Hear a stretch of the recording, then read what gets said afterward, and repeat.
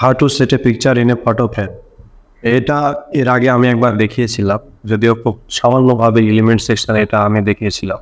আমি এটার একটু ব্রড ডিসকাশন করব এই চ্যাপ্টারে। তো একটা ব্ল্যাঙ্ক পেজের হেল্প নিই। আমরা ফ্রেম মানে তো জানি যে কোনো একটা আকৃতির ভিতর আপনার ছবিটা দিলে সেটা ওই আকৃতির ভিতর হয়ে যাবে। যেমন হচ্ছে সেটা রাউন্ড ফ্রেম হতে পারে, আবার স্কোয়ার অথবা গ্রিড বিভিন্ন কিছু হতে পারে। তো আমরা এখান থেকে এলিমেন্টে গিয়ে আমরা জাস্ট এখানে যদি ফ্রেম লিখে সার্চ করি তাহলে অনেক কিছু পাবো। যেমন ফ্রেম, এখানে কিছু ফ্রেম আছে। যেমন এটা একটা কম্পিউটার তৈরি করা আছে। এখন আপনার এই ছবি যেগুলো, সেই ছবিটা আপনি জাস্ট যদি এখানে পেস্ট করেন তাহলে দেখা যাচ্ছে অটোমেটিক্যালি এই কম্পিউটারের ভিতর নিয়ে নিচ্ছে। ওকে, আর কোনো একটা ছবির আকৃতি সঠিকভাবে, যেমন এই ছবিটা প্রথমে কিন্তু এইভাবে ছিল, তাই না, ভালোভাবে আসে না। তো এভাবে যদি ছবিটা সঠিকভাবে আকৃতি করতে চাও তাহলে জাস্ট ওই ছবিতে ডাবল ক্লিক করলেই ওইটা পুরো ছবি চলে আসবে। তারপর আপনার মতো এটা এখান থেকে টেনে বেড়ে যেভাবে পারেন জুম ইন জুম আউট করতে পারেন। এবার আমি আরও কিছু একটু ডিপলি দেখাবো। মনে করেন আপনার একটা ওয়াল আর্ট আপনি তৈরি করবেন। তাহলে একটা পিন্টারেস্টের পিনের সাইজ নিই। এটা আসলে এই ফটো ফ্রেমটা কীভাবে কাজ হয়। এবার আপনার মনে হতে পারে যে আমি আমার ওয়ালে যে আর্টগুলো থাকে না বিভিন্ন ধরনের, বাংলাদেশে যদিও এটার প্রচলন কিন্তু বাইরে অনেক বেশি প্রচলন হয়। আমি আমার ডিজাইনে ওয়াল আর্ট লিখে যদি সার্চ করি তাহলে এরকম একটা ফ্রেম পাচ্ছি। এছাড়াও আরও কিছু ফ্রেম এখানে আছে, আমরা সেগুলো নিব। যেমন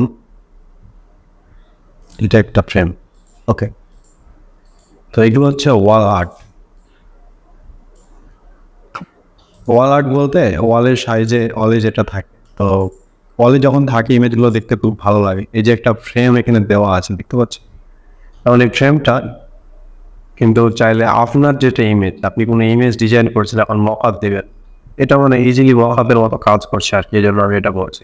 আমি ওয়ার্ল্ড রেকর্ড থেকে একটা ইমেজ নিয়ে আসি।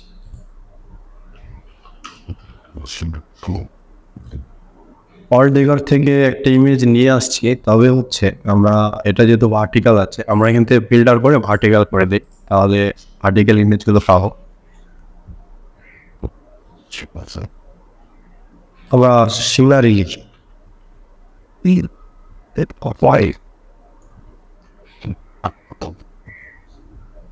ওকে, দেন এটা আমরা কপি করি, এটা চুজ করলাম এবং এটাকে সিলেক্ট করে আমি যেমন এখানে ছাড়বো, এই যে নিয়ে নিচ্ছে।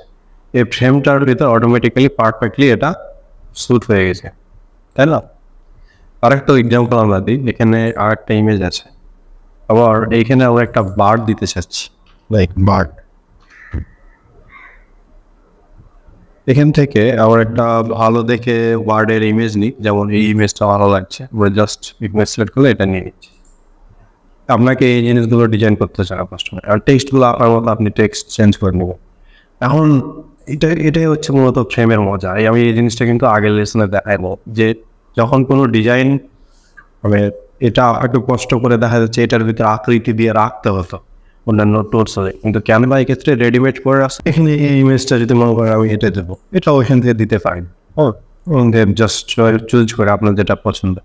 আবার আপনার অনেক সময় হতে পারে এই ডিজাইনটা আপনি সরাবেন এখান থেকে। হ্যাঁ, এটা সরালে একটা জিনিস দেখেন, এটাতে ক্লিক করে এখানে ডিটেচ ইমেজ এটাতে যেটা আমরা সরাই দিই, তাহলে এই যে ফ্রেমের যে আকৃতিটা সেটা কিন্তু আমরা দেখতে পাচ্ছি। তো এটাই হচ্ছে ফটো ফ্রেম, অর্থাৎ যে ফ্রেমে আপনি ফটোটা রাখছেন আর ওই ফ্রেমের আকৃতিটা ধারণ করছে।